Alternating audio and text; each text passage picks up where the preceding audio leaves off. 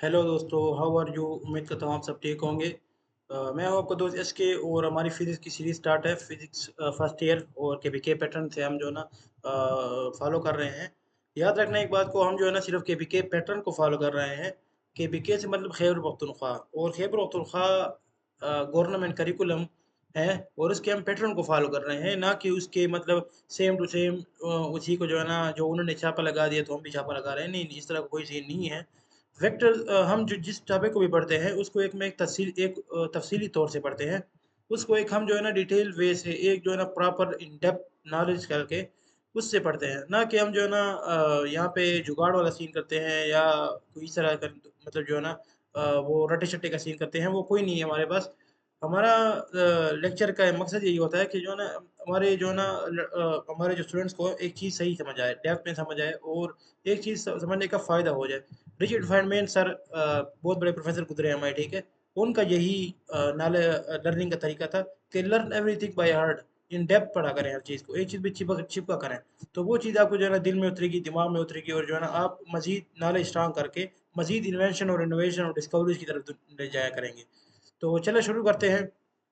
क्या शुरू करते हैं? वेक्टर्स। वेक्टर्स हमारा चैप्टर नंबर 2 है, और इसको जो है ना हम स्टार्ट करते हैं। लेक्चर चैप्टर नंबर 1 जो था हमारा, चैप्टर नंबर 1 ना वो हमारा एंड हो चुका है। और फिजिकल क्वांटिटीज़ वगैरह और फिजिकल क्वांटिटीज़ की मुख्तलिफ किस्म की करैक्टरिस्टिक प्रॉपर्टीज़ और उसकी अरिथमेटिक डायमेंशनल क्वांटिटी सारी डिस्कस हो चुकी हैं। और वो जो है ना प्रीवियसली प्लेलिस्ट में पड़ी है, अगर वो आप देखना चाहते हैं तो देख ले। तो बहरहाल देखें हम वेक्टर क्या क्या होता है। अच्छा, वेक्टर्स क्या भला है, क्या चीज़ है, वो हम देखते हैं। पिछले पहले इसकी हिस्ट्री देख लेते हैं थोड़ी सी। हिस्ट्री क्या होती है? अच्छा, हिस्ट्री एक चीज़ की ज़रूरी होती है ताकि पता चले चीज़ पैदा कहाँ से हुई है, कौन इसका बाप है और किसने इसको जो है ना पैदा किया है। तो ज़ाहिर बात है, एक चीज़ जो है ना डायरेक्टली ऊपर से तो नहीं आती, किसी इंसानों ने इस पर काम किया होता है। तो किस इंसानों ने काम किया? तो वेक्टर पर सबसे पहले न्यूटन।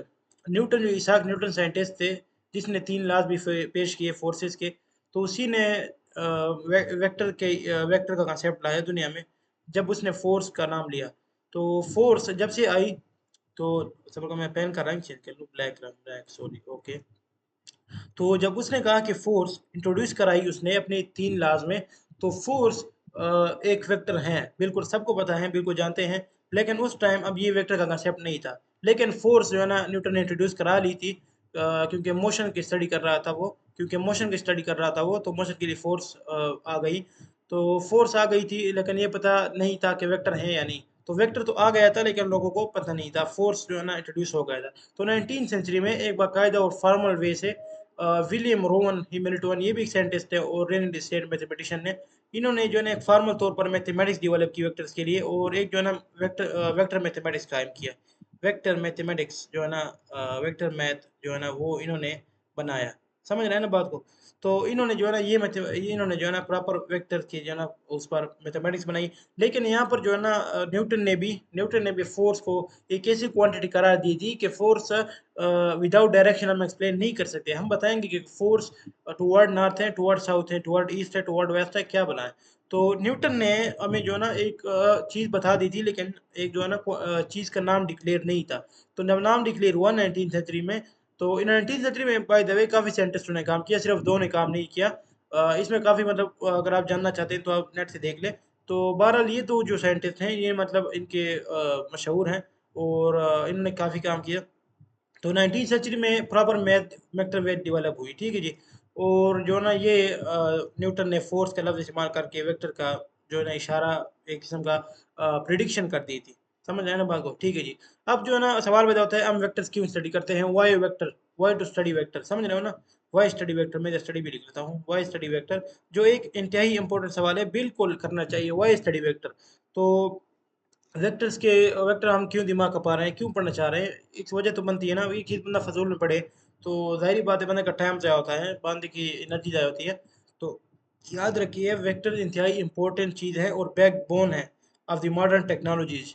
और मॉडर्न टेक्नोलॉजी जो भी आपकी टेक्नोलॉजी, सीटी स्कैन है, एक्सरे डिवाइसेज हैं, जो एक जो जो कि आपकी मॉडर्न टेक्नोलॉजी एरोप्लेन्स में इस्तेमाल होती हैं, आपकी मॉडर्न टेक्नोलॉजी सी व्हीकल्स में इस्तेमाल होती हैं, शिप्स वगैरह में। तो वो सारी वेक्टर्स पर बेस्ड है। तो देखिए ज़रा, एक एक चीज़ मैं आपको इधर समझाने लगा हूँ। एक फॉर एग्जांपल, ये एक फोर्स आपने लगा दी इस बॉक्स पे, ये क्या है, ये बॉक्स है, ये क्या है, ये फोर्स है। तो आपने एक फोर्स इधर अप्लाई की, आपने इधर फोर्स अप्लाई किया, आप इधर खड़े हैं, आपने जो है ना ये इधर हाथ से इसको खींचा, एक हाथ आपकी ये, एक ये है और ये आपके पैर है। तो आपने क्या होगी, इस पर फोर्स अप्लाई की, बिल्कुल आपने अप्लाई की। तो आपने देखा कि बॉक्स जो है ना वो मूव हुआ, वो यहाँ से यहाँ तक गया 2 मीटर, समझ रहे हैं ना, 2 मीटर, 2 मीटर यहाँ से यहाँ तक चला गया, समझ रहे हैं ना, आपने फोर्स लगा रहे, ठीक है, समझ रहे हैं। तो सिमिलरली सेम बॉक्स पे, इसी बॉक्स पे, इसी बॉक्स को आपने जो है ना दोबारा, इसी बॉक्स पे आपने जो है ना दोबारा फोर्स अप्लाई की, इसी बॉक्स पे आपने जो है ना दोबारा फोर्स अप्लाई की। तो वो किस तरह आपने अप्लाई की, देखे ज़रा, इस तरह अप्लाई की आपने, इस तरह अप्लाई की, ये आप खड़े हैं, ठीक है जी, और ये फोर्स आपने अप्लाई की तो ये मूव हुआ 3 मीटर, 3 मीटर। तो इसमें क्या वो इसमें क्या राज है, इसमें क्या बात है, ये आपको जो है ना वेक्टर से एक्सप्लेनेशन मिलती है इसकी, ये आपको जो है ना वेक्टर वेक्टर से हमें जो है ना इसकी वजाहत मिलती है। तो वो किस तरह हुई, देखिए एक बात तो सोचने की है, आपने यहाँ भी 2 मीटर फोर्स लगाई, वहाँ भी 3 मीटर फोर्स लगाई, लेकिन ये बात सॉरी, यहाँ पे जो है ना सेम फोर्स लगाई, यहाँ पे मैं मिसाल लेता हूँ, यहाँ पे 2 न्यूटन लगाई, यहाँ पे 2 न्यूटन लगाई। तो सेम फोर्स यहाँ भी लगाई, सेम फोर्स यहाँ भी लगाई, लेकिन यहाँ पे 2 मीटर मोशन हुई, यहाँ पे 3 मीटर मोशन हुई, तो क्यों, क्यों इस तरह हुआ, इसकी एक वजह है, इसकी एक वजह है, एक फोर्स की डायरेक्शन देख रहे हैं ना आप, यहाँ पे फोर्स डायरेक्शन इस तरह लग रही है, डायरेक्शन मेन चीज यहाँ पे, मैं सिर्फ यहाँ पे मैं आपको बताना चाहता हूँ कि डायरेक्शन ज़रा नोट कर लीजिए, डायरेक्शन को ज़रा गौर करिए। यहाँ पे डायरेक्शन आपने इस साइड पे टोटली, चले लेट सपोज ये एक्स डायरेक्शन है, और ये हमारे पास वाई डायरेक्शन है, सॉरी, ये हमारे पास वाई डायरेक्शन है, सिमिलरली ये एक्स डायरेक्शन है हमारे पास, समझ लें, और ये वाई डायरेक्शन है, ये वाई डायरेक्शन है। तो आपने क्या किया, यहाँ पे ज़रा टोटली फोर्स लगाई इलांग द एक्स डायरेक्शन, वहाँ पे फोर्स लगाई आपने एक्स डायरेक्शन पर नहीं लगाई, बल्कि यहाँ पर इसने कुछ एंगल्स पर है, कुछ तिरछी है, कुछ इंक्लाइंड फोर्स आपने लगाई, ये थीटा मैं आपको कह सकता हूँ, ठीक है जी। तो ये क्या हुआ, इस थीटा की वजह से, इस थीटा की वजह से इस जो है ना आपने फोर्स तिरछी लगाई तो कम फासला तय हुआ, यहाँ पे फोर्स हमें सीधी लगाई तो ज़्यादा हुआ। तो ये सारी वेक्टर्स हमें एक्सप्लेन कर देगा। सिमिलरली, सिमिलरली अब जो है ना मैं आपको बात बताता हूँ, आपने जो है ना ये एक एरोप्लेन है, एक एरोप्लेन है, चले एरोप्लेन को इस तरह बना लेते हैं, सॉरी, ये एरोप्लेन, चलो इसको आप जो है ना आपको जो है ना इसको वो लेना, बुलेट लेना है, या जो भी लेना है, बाल, चलो बाल ले लेते हैं, सही, बाल, बाल ले लेते हैं, एक एक बाल ले लेते हैं, आपको इसने आपने इसको फेंका, आपने इसको फेंका, इस डायरेक्शन में इसकी वेलोसिटी थी, इसकी वेलोसिटी इस डायरेक्शन में थी। तो ये जो है ना यहाँ से आपने इसको फेंका, यहाँ आप खड़े हैं, एक बार आपने इसको यहाँ से फेंका, वो यहाँ तक चली गई, जो कि यहाँ से डिस्टेंस कितना है, यहाँ से डिस्टेंस कितना है, 10 मीटर, आप देख लें, समझ लें। यहाँ से सिमिलरली यही बाल आपने जो है ना यहाँ इस तरह फेंकी, इस डायरेक्शन में, इस डायरेक्शन में आपने बाल फेंकी, मैं इधर बाल लिख लेता हूँ, तो ये बाल है, तो ये बाल चली गई, ये बाल गई, सेम आपने जो है ना इधर से सेम फोर्स लगाई, आपने जो है ना इधर से दोनों को सेम वेलोसिटी दी, सेम वेलोसिटी दी, समझ रहे हैं ना बात को। तो क्या हुआ जी, तो क्या हुआ जी, यहाँ से बाल आ गई, या सॉरी ये ज़रा कम फासला तय करना चाहिए इसको, यहाँ से जो है ना इसको कम डिस्टेंस होना चाहिए, 8 मीटर की गया, ठीक है जी। तो क्या हुआ जी, यहाँ पे जो है ना अस्सी वेलोसिटी तो दोनों में सेम थी, वेलोसिटी में तो दोनों में सेम थी, देखें ये वेलोसिटी मैं दे देता हूँ 5 है, तो यहाँ पे भी मैं कर लेता हूँ कि 5 है। तो वेलोसिटी दोनों में सेम है, लेकिन वहाँ पे डिस्टेंस 8 मीटर हुआ और यहाँ पे डिस्टेंस 10 मीटर हुआ, तो ये क्या माजरा है और क्या सीन है। तो अगेन मैं आपको बताता हूँ कि ये डायरेक्शन की है, यहाँ पे फोर्स हमने किस तरह अप्लाई की, जरा देख ले आपने फोर्स किस तरह अप्लाई की, यहाँ पे ब्लू पेन ले लेते हैं, ब्लू पेन। अच्छा ये देखें ना, फोर्स आपने आपने जो है ना वेलोसिटी किस डायरेक्शन में दी, सॉरी वेलोसिटी, मैं फोर्स कह रहा हूँ, वेलोसिटी आपने इस डायरेक्शन में दी, वेलोसिटी आपने इस डायरेक्शन में दी, यहाँ पे जो है ना क्या बन रहा था, यहाँ पे कुछ एंगल बन रहा है, यहाँ पे कुछ एंगल बन रहा है, ये थीटा, और इसको आप एक्स कर लें, और इसको आप जो है ना सॉरी, इसको इसको आप वाई कर लें, और इसको आप एक्स कर लें, तो क्या हुआ, आपने जो है ना यहाँ पे वेलोसिटी कुछ एंगल बना जो कि एक्स के खिलाफ बन रहा है, ठीक है, ये एक्स होगा, ठीक है, एक्स के डायरेक्शन में होगा। सिमिलरली यहाँ पे आपने टोटली इलांग द एक्स एक्सिस किया, यहाँ पे टोटली इलांग द एक्स एक्सिस किया, वाई के डायरेक्ट कोई एंगल नहीं बन रहा, यहाँ पे थीटा जीरो है, समझना है ना बात को, यहाँ पे थीटा जीरो है, सॉरी सॉरी, यहाँ पे थीटा जीरो है। तो ये क्या मौजरा है, यही मौजरा है कि हमें वेक्टर बताता है। फिर अगेन मैं आपको और एक और जो है ना एग्जांपल दे देते हैं आपको। तो ये देखें, आप ये एक बॉक्स ले लें, सिमिलर उस पर इस तरह फोर्स लगाएं इंक्लाइंट, तो इसकी जो है ना ये मोमेंट डिफरेंट होगी। ये मोमेंट सॉरी मैं ब्लू पेन ले लूँ।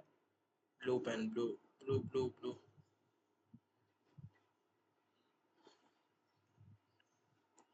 अच्छा अब ये देखें ना, आपने मिसाल के तौर पर एक बॉक्स है, उसको आप पुश कर रहे हैं।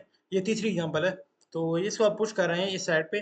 तो अगर आप फोर्स हॉरिजॉन्टल लगा रहे हैं, लाइक इन दिस केस, अगर आप फोर्स हॉरिजॉन्टल लगा रहे हैं, तो ये आप ज़रा इसमें ज़्यादा डिस्टेंस तय करेंगे, ज़्यादा डिस्प्लेसमेंट तय होगी, जो कि लेट्स सपोज 10 मीटर है। सिमिलरली अगर आप इस तरह इंक्लाइन लगाएंगे तो फोर्स कम जो है ना डिस्टेंस कम कवर होगा। कितना होगा?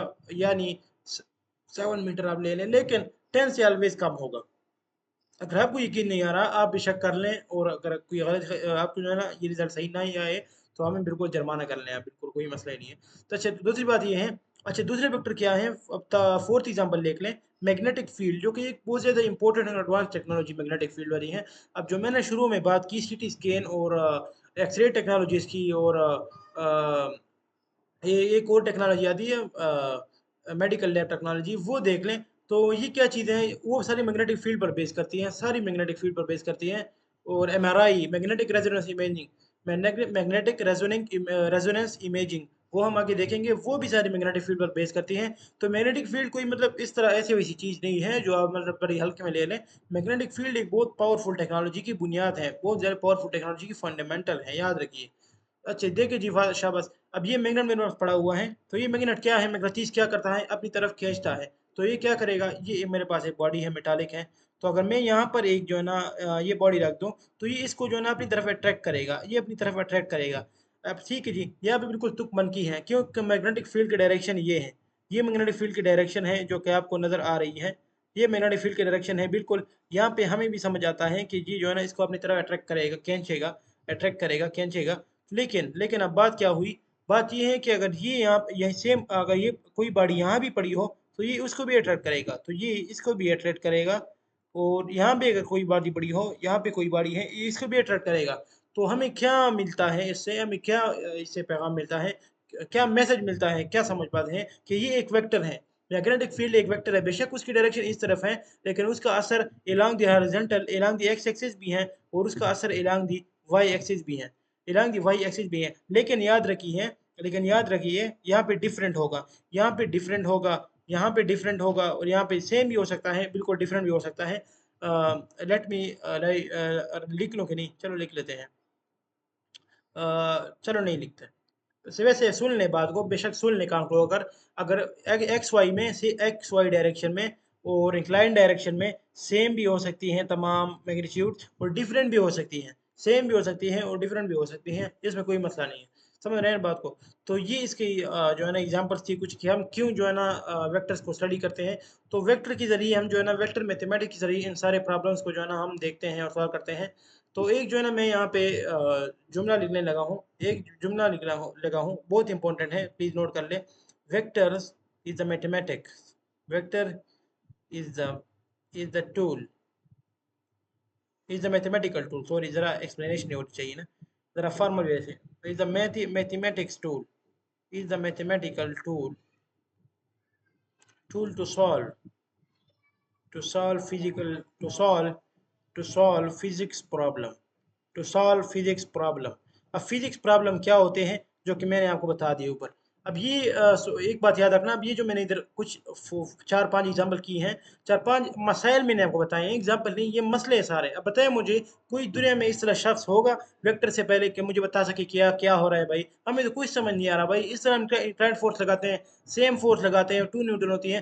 बाग जो है ना वो जो है ना कम मूव करता है, बाग जो है ना 2 मीटर मूव कर जाता है। सेम फोर्स जब 2 न्यूटन में इस तरह लगा रहा हूँ, बाग 3 मीटर मूव कर जाता है। बाल को मैं इस तरह पहनता हूँ, हॉरिजॉन्टली पहनता हूँ, लीनियरली पहनता हूँ, 5 मीटर सेम इलास्टिक के साथ पहनता हूँ, वो 10 मीटर तय का फासला आ जाता है। सिमिलरली सेम बाल को जब मैं 5 मीटर इलास्टिक के साथ पहनता हूँ जरा एंगल देकर, तो वो 8 मीटर चला जाता है। भाई ये रोला क्या है, मसला क्या है? सिमिलरली सेम बाग जब मैं खींचता हूँ रस्सी से, तो ये इस तरह हो जाता है 7 मीटर। सेम बाग को जब मैं इंक्लाइनली खींचता हूँ तो वो 10 मीटर चला जाता है। मसला तो है ना? बताएं मुझे क्या मसला है? आपने वेक्टर नहीं पढ़े, मैंने पढ़े हैं, मुझे पता है, आपको कुछ पता नहीं होगा अभी। तो बताएं, आप बता सकते हैं कुछ नहीं बता सकते आप। अगर ये आप नहीं बता सकते, आप आगे कैलकुलेशन किस तरह करेंगे, आप बिल्डिंग किस तरह बनाएंगे, आप गाड़ी किस तरह बनाएंगे, आप जो है ना बड़ी बड़ी इमारतें बुर्ज खलीफा किस तरह बनाएंगे, पल ब्रिज किस तरह बनाएंगे, समंदर के अंदर ब्रिज किस तरह बनाएंगे, बताएं जरा मुझे। कुछ नहीं कर सकते आप इसके अलावा, जब आपको बेसिक फंडामेंटल पता ना हो।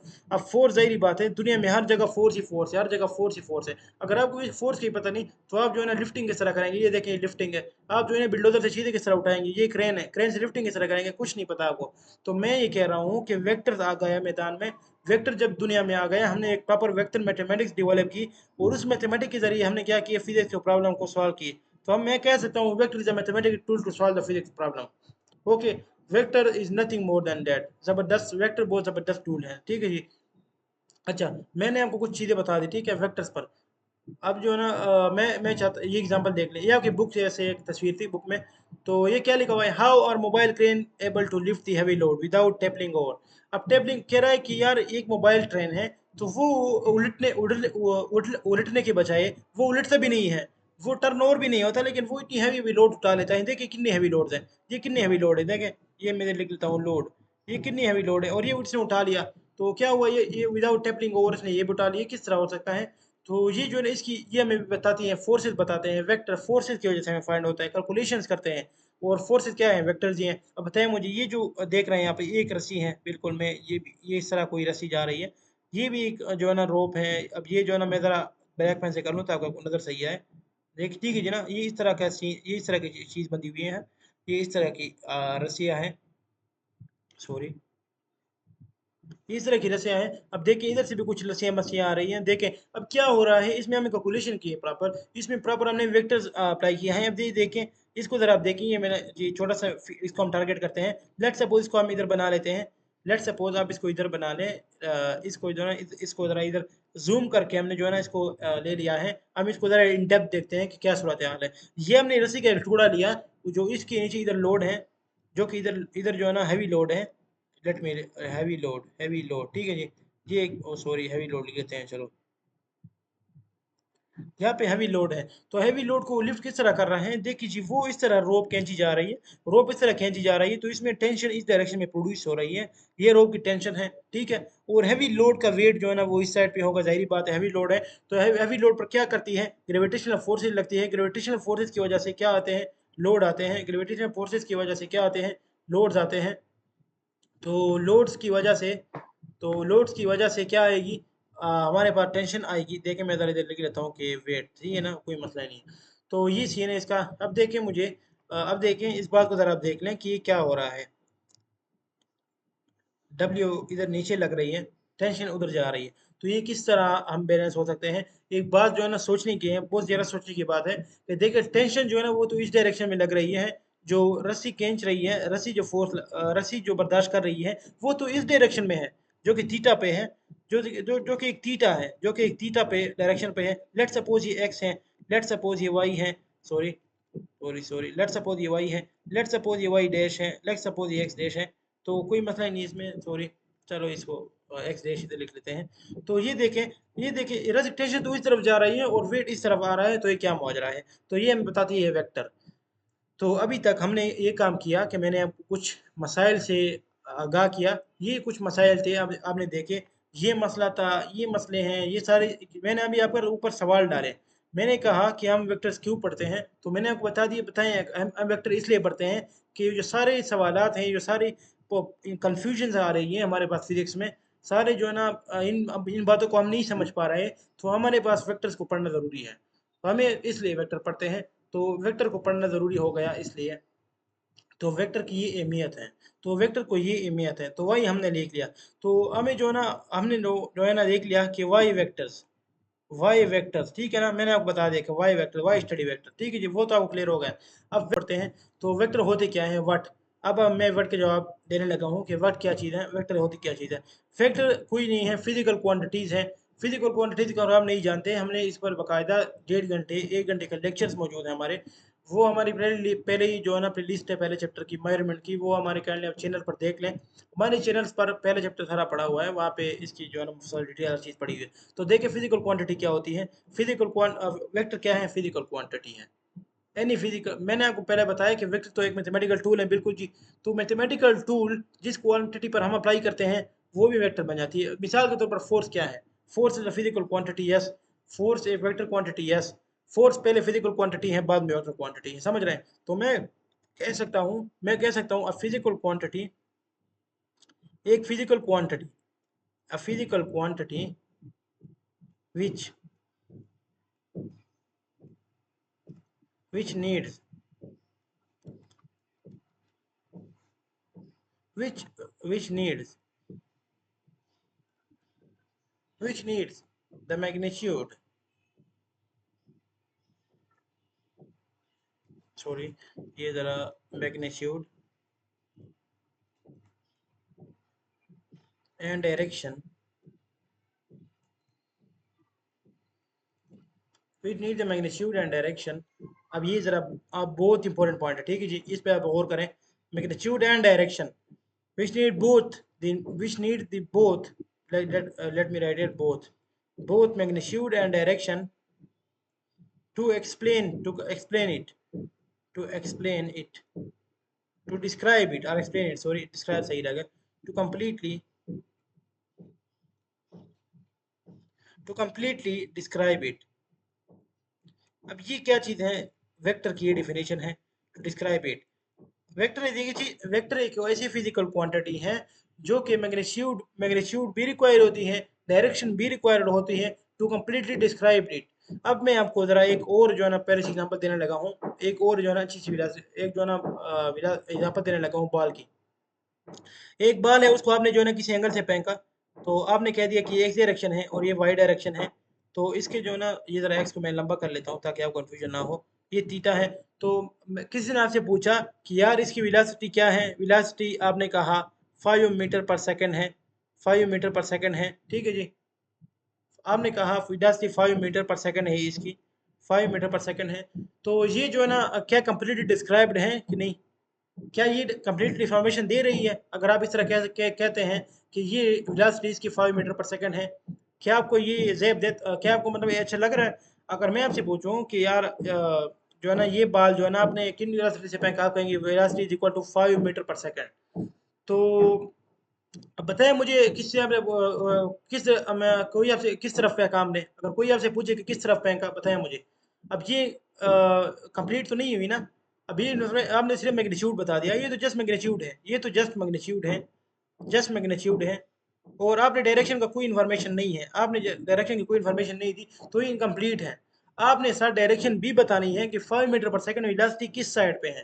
तो बताएं ना जी, किस साइड पे है? पता है आपको? कुछ नहीं पता, आप किस तरह बताएंगे मुझे? बताएं मुझे। आप नहीं बता सकते, आप जो है ना बताने से कासिर हैं। तो ये क्या है, ये वेक्टर है, तो इसको हम कहेंगे यार ये बिल्कुल वेलोसिटी एक वेक्टर क्वांटिटी है। और ये जो है ना जस्ट मैग्नीट्यूड से जो है ना डिस्क्राइब नहीं कर सकते हम, इसको जो है ना डायरेक्शन भी बताना लाजमी है साथ में। वो किस तरह अवश्य अब बताएंगे, चलो अगर एक माहिर बंदा आ गया, एक्सपर्ट आ गया बंदा, तो वो आपको कहेगा यार वेलोसिटी 5 मीटर पर सेकंड है, 5 मीटर पर सेकंड है टुवर्ड दी एक्स।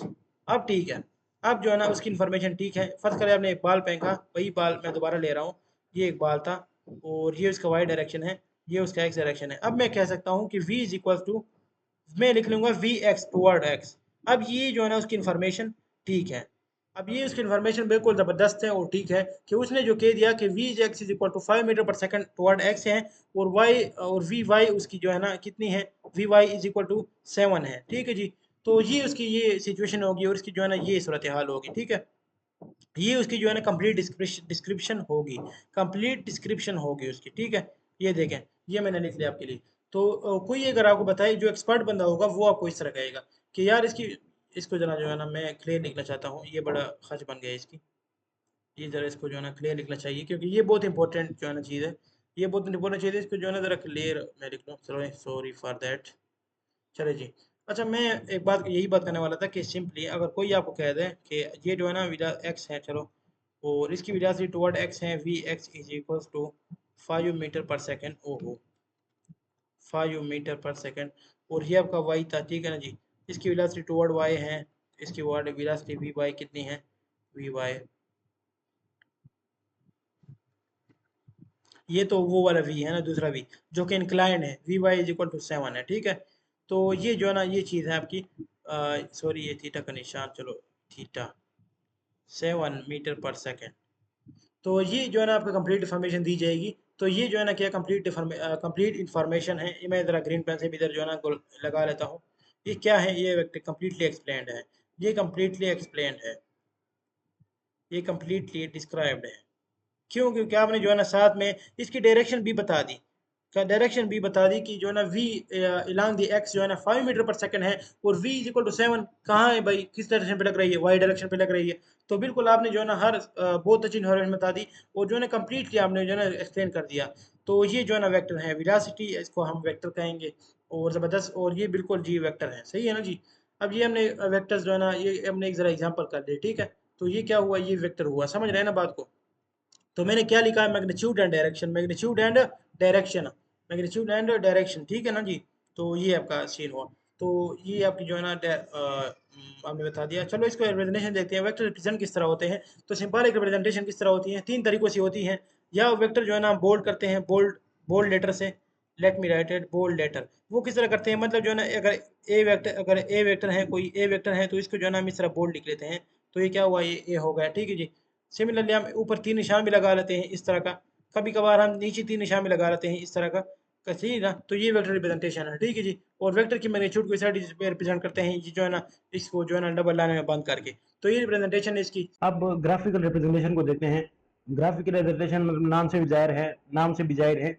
तो ग्राफ कोई चीज़ होती है जो कि लाइन, सर्कल, लाइन माइने, सर्कल मर्कल, ये चीज़ इन्वॉल्व होती है। तो ग्राफ से भी जाहिर है, ग्राफ से। तो हम जो है ना ज़रा इसको, ग्राफ मतलब पिक्चर से रिलेटेड होगी। जो हम कोई चीज़ होगी जो शक्ल मतलब शेप से रिलेटेड चीज़ होगी, शेप से रिलेटेड चीज़ होगी, ज़ाहिर बात है। तो ये ज़रा आप जो है ना कुछ ये जनरल साइंस की दुनिया में कुछ जनरल से टर्म्स होते हैं जिनकी जानकारी होना और पता होना लाजमी होता है, स्टूडेंट्स को होना भी चाहिए एज अ इंसान और एज अ साइंस के स्टूडेंट। तो ये चीज़ है। तो हम देखते हैं ज़रा कि ग्राफिकल में दो हैं, ज्योमेट्रिकल और अलजेब्रिक। तो geometric geometric represent by arrow, same represent by arrow होता है। लेकिन इसमें थोड़ा सा फर्क ये था कि इसमें जो हम मतलब नॉर्मली डील करते हैं वेक्टर्स को, जब हम ज्योमेट्री पढ़ते हैं, ज्योमेट्री वेक्टर्स की ज्योमेट्रिकली, जब हम इसको ज्योमेट्रिकली ऐड या सब्ट्रैक्ट करते हैं, मतलब मिसाल के तौर पर मैं आपको लगाऊं एक प्रॉब्लम। आप ये एक वेक्टर हैं, फर्ज करें हमारे पास ये वेलोसिटी वेक्टर है। तो हम जो है ना इसकी जो है ना इसके लिए कोई सिस्टम डिसाइड नहीं करते, कोऑर्डिनेट सिस्टम या रेफरेंस सिस्टम। इसको हम डायरेक्टली मेजर करते हैं with the help of scale. जो हमारे पास स्केल मौजूद है, हमारे नॉर्मली होता है हमारे पास, जो फिजिक्स मेजरमेंट के चैप्टर में भी हमने आपको दिखाया कि स्केल क्या होती है, इंची टेप होती है मेजरमेंट। तो हम इसको डायरेक्टली मेजर कर लेते हैं कि मिसाल के तौर पर ये 4 सेंटीमीटर इसकी लेंथ है। तो हम 4 सेंटीमीटर को हमने ऑलरेडी स्टैंडर्ड डिफाइन किया होता है। तो 1 centimetre 10 metre per second square velocity के इक्वल है। तो हम जो है ना लिख सकते हैं कि 4 सेंटीमीटर कितने वेलोसिटी के इक्वल होगा, मतलब इक्वल नहीं, इक्विवेलेंट होगा, इक्विवेलेंट हम कह सकते हैं 4 मीटर पर सेकंड के वेलोसिटी के। समझ रहे हैं ना बात को। इसे कहते हैं ज्योमेट्रिकल वेक्टर्स, जिसका मैं इधर लिख भी देता हूँ। Don't have don't have any any reference or coordinate system. Don't have any reference or coordinate system एक चीज़ है, इससे घबराना नहीं है। तो ये क्या चीज़ होती है, इसमें कोई मतलब रेफरेंस सिस्टम नहीं होता। इसमें हम मतलब डायरेक्टली ज्योमेट्रिकल डील करते हैं। अभी आपको अगर दी जाए, आपको अगर कहा जाए, मैं आपको एक मिसाल भी यहाँ पर लेने लगा हूँ, बहुत अच्छी एग्जाम्पल है। अच्छा, अब ये वेक्टर है हमारे पास, और जो है ना ये एक वेक्टर है हमारे पास, एक वेक्टर है हमारे पास। सिमिलरली अभी किसी ने कहा हमें कि इन दोनों वेक्टर को ऐड कर लो, तो हमने कहा ठीक है जी, हम ऐड कर लेंगे। दिस वेक्टर प्लस कर लें इसको। तो जो है इसको हम किस तरह प्लस करेंगे, हम जो है ना इस ये वेक्टर की अब हम पढ़ेंगे, अब इसकी वेक्टर की एडिशन, इसमें एक असूल है। तो हम एक दूसरा वेक्टर यहाँ से लेकर, पहले वेक्टर के टेल से लेकर दूसरे वेक्टर के हेड तक चले जाएंगे, तो हमारे पास ये रिजल्टेंट वेक्टर आ जाएगा। ये रिजल्टेंट है, मैं इधर आर एस लिख रहा हूँ, ठीक है जी। तो हम इसकी जो है ना डायरेक्टली लेंथ मायर कर लेते हैं, यहाँ से यहाँ कर मायर करेंगे डायरेक्टली। तो क्या होगा, हमारे पास लेंथ आ जाएगी। तो हमारे पास क्या होगा, लेंथ आ जाएगी इसकी। अब इसमें जो हम लेंथ मायर करेंगे, तो क्या मतलब ये कोई भी मतलब हो सकती है, कोई भी स्केल हम डिफाइन कर सकते हैं। मिसाल के तौर पर यहाँ पर लेंथ हमारे पास 10 सेंटीमीटर आ गई। तो हम कैसा, हमने ऑलरेडी डिफाइन किया होगा कि यार 1 सेंटीमीटर इक्वल है 10 मीटर पर सेकंड वेलोसिटी है। तो ये एक ज्योमेट्रिकल वे है, मतलब वेक्टर्स की एडिशन का, वेक्टर्स की एडिशन का। और वेक्टर से मतलब थीमेटिक करने का। तो ये ग्राफिकल ज्योमेट्रिक रिप्रेजेंटेशन है, ज्योमेट्रिकल रिप्रेजेंटेशन ये होती है। मतलब जिसमें याद रखना, मैं जरा रेड पेन से एक लिख लेता हूँ, बस सिर्फ आप ये याद रखना, don't have a reference or coordinate system. कोई रेफरेंस या कोऑर्डिनेट सिस्टम नहीं होता, ये जो है ना, ये पॉइंट याद रखना, बहुत इंपॉर्टेंट चीज़ है, सही है ना। तो इसमें ये चीज़ आ गई। अभी हम देखते हैं, इसमें हम डायरेक्टली डील करते हैं with help of scale measurement. मतलब इसमें कोई अलजबरा इन्वॉल्व नहीं होता। मैं एक जरा पॉइंट भी इधर लिख लेता हूँ, मैं इधर एक और पॉइंट भी लिखता हूँ, डोंट इन्वॉल्व अलजबरा। अलजबरा क्या होता है? अलजबरा मैं आपको बताता हूँ। अलजबरा मतलब जो है ना, इसमें कोई साइन थीटा मीटा कास थीटा वगैरह वो चीज़ें नहीं होती। मैं इधर वो भी लिख देता हूँ आपके लिए, डोंट इन्वॉल्व मतलब आपने अगर बुक खोली हो शायद, तो जो है ना, उसमें पहले चैप्टर में कोई चीज़ें लिखी हुई हैं, कास थीटा वगैरह और साइन थीटा, और ये मुख्तलिफ किस्म की अलजबरा, ये अलजबरा होती है ना, इसको कहा जाता है अलजबरा मैथमेटिक्स जबान में। डोंट इन्वॉल्व अलजबरा, तो वो इसमें कोई नहीं होता। अलजबरा में इसमें कुछ नहीं होता, ना कोई साइन चीज़ें, ना कोई ट्रिग्नोमेट्री होती है। मैं इधर लिख भी देता हूँ ट्रिग्नोमेट्री, ट्राइगोनोमेट्री, ट्रिग्नोमेट्री। तो इसमें ये नहीं इन्वॉल्व होती, इसमें हम डायरेक्टली डील करते हैं। मैं इधर वो एक और पॉइंट भी लिख देता हूँ, directly, directly oh sorry directly directly measured by scale. समझ रहे हैं ना बात को? अब स्केल क्या होती है? स्केल शायद आपके पास पड़ी भी हो आपके बैग में, तो वो चीज़ स्केल होती है, दुकान में जो मिलती है 20 रुपए की, तो वो होती है स्केल। जिससे आप लाइन खींचते हैं, सीधी लाइन खींचने के लिए जिसको आप लेते हैं, उसके हम स्केल कहते हैं फिजिक्स में। ठीक है जी। अच्छा, अब दूसरी क्या है, दूसरा वे क्या है, वो इसके मतलब वो मतलब सेम ही एरो से रिप्रेजेंट होगा, लेकिन उसमें जरा डिफरेंस होगी। वो क्या डिफरेंस है, मैं इधर लिख लेता हूँ, अल्जब्रिक, अल्जब्रिक, अल्जब्रिक और अल्जब्रिक और Cartesian, or Cartesian sorry, CARTESIN, or Cartesian, ठीक है। अब ये किस तरह रिप्रेजेंटेशन है? बिल्कुल ये भी एरो से रिप्रेजेंट होगी, बिल्कुल ये भी एरो से रिप्रेजेंट ही होगी, कोई मतलब इसमें इस तरह मुश्किल चीज़ नहीं है। ये भी एरो से रिप्रेजेंट ही होगी, याद रखना। जब भी ग्राफिकल का नाम आए, एक जन ज़रूर आपको जो है एरो आना चाहिए। मैं इधर लिख भी लेता हूँ, represented by arrow, represented by arrow, by arrow. अब एरो क्या होती है? एरो आपको जो है ना आना चाहिए समझ। अब ये अंग्रेजी का लफ्ज़ है, ये क्या है? ये एरो है, ये हेड है, ये हेड है, सॉरी ये जो है ना मुझे नहीं लगाना चाहिए था, ये हेड है। और ये पीछे क्या है? दुम है। दुम किसे कहते हैं? टेल को कहते हैं, समझ रहे हो ना बात को? ये टेल है, सही है ना। अच्छा, अब देखते हैं इस अलजेब्रिक कार्टेशियन को समझते हैं जरा। अब कार्टेशियन क्या होती है ये जरा समझने के लिए जरूरी है। कार्टेशियन कोऑर्डिनेट सिस्टम होता क्या है? मैं जरा इधर लिख लेता हूँ एक बात, बहुत इंपॉर्टेंट बात है। मैं एक बहुत इंपॉर्टेंट बात है, रेड से लिख लेते हैं। जो इंपॉर्टेंट बात होगी, बहुत इंपॉर्टेंट बात मैं लिखता हूँ रेड से। वैसे तो सारी बातें इंपॉर्टेंट होती है, लेकिन जो बहुत इंपॉर्टेंट होती है वो हम लिखते हैं रेड से, सही है ना। इधर हम लिख लेते हैं, it requires it requires Cartesian sorry. अब कार्टेशियन क्या होती है? कार्टेशियन एक इंसान का नाम है जिसने ये मतलब स्पेस डिफाइन की, कार्टेशियन ये चीज डिफाइन की, Cartesian. It require Cartesian coordinate system, coordinate, it requires Cartesian coordinate system it requires coordinate system to represent।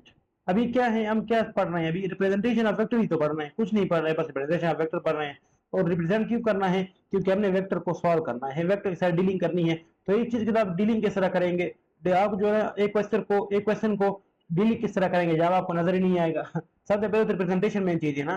तो रिप्रेजेंटेशन ही हम पढ़ रहे हैं भाईजान, ये रिप्रेजेंटेशन है, ठीक है ना जी। रिप्रेजेंटेशन हम पढ़ रहे हैं वेक्टर की। तो हमने सिंबॉलिक रिप्रेजेंटेशन देखी, ग्राफिकल देखी, ग्राफिकल में दो है। हमने सिंबॉलिक देखी, ग्राफिकल देखी, ग्राफिकल में दो हैं, ज्योमेट्रिकल हैं और अलजेब्रिक है। तो अलजेब्रिक में आ जाए, अलजेब्रिक के लिए क्या समझना जरूरी है? कार्टेशियन कोऑर्डिनेट समझना जरूरी है। तो मैं आपको कार्टेशियन कोऑर्डिनेट सिस्टम समझाने लगा हूं। तो कार्टेशियन कोऑर्डिनेट सिस्टम कुछ भी नहीं होता। मैं जरा पहले अंग्रेजी में लिखता हूं, फिर जो है ना आपको समझा लेता हूं। Mutually two mutually perpendicular lines, दो आपस में परपेंडिकुलर लाइन। परपेंडिकुलर क्या होती है? जो कि 90 के एंगल पर एक दूसरे के काट लेती है। Perpendicular lines intersect each other. अब इंटरसेक्ट का मतलब क्या होता है? मिलना होता है। Intersects each other at a point, at a point, at a point. The system is called, the system is called Cartesian coordinate system. Cartesian coordinate system. समझ रहे हैं ना बात को? मैं आपको अभी समझाता हूँ, कोई मसला ही नहीं है इसमें, कोई डरने की कोई बात नहीं है, जब हम है ना कोई मसला नहीं है। चलो अभी जो है ना ये बिल्कुल बहुत आसान सी चीज़ें हैं, कोई मुश्किल नहीं है इसमें, तो कोई मुश्किल नहीं है। अब मैंने क्या लिखा है इसको, two mutual perpendicular line intersect each other at a common point, at a common point, तो वो क्या कहती है, उससे क्या कहा जाता है, कोऑर्डिनेट सिस्टम। ये परपेंडिकुलर लाइन हुई, समझ रहे हैं ना बात को? सब सॉरी, मैं जरा लाइन ले लेता हूँ, जरा सीधी लाइन लेनी चाहिए। चलो ये एक लाइन हो गई, हो लाइन है कि नहीं? अब मैं कोई इतराज है इसमें? ये लाइन है, चलो एक ये लाइन ले लें। समझ रहे हैं ना बात को? ये क्या हुआ, मैंने दो लाइनें कह दी, कुछ भी नहीं किया भाई, कोई रॉकेट साइंस नहीं है। अच्छा ये लाइन हो गई, ये लाइन हो गई, ये कोऑर्डिनेट सिस्टम है? कुछ नहीं है, क्या है? ये सिस्टम है। मैं लिख लेता हूँ इधर, सॉरी मैं लिख लेता हूँ, ये क्या है, कार्टेशियन, कार्टेशियन कोऑर्डिनेट सिस्टम। बस ये बन गया, कोई नहीं मसला, कोऑर्डिनेट सिस्टम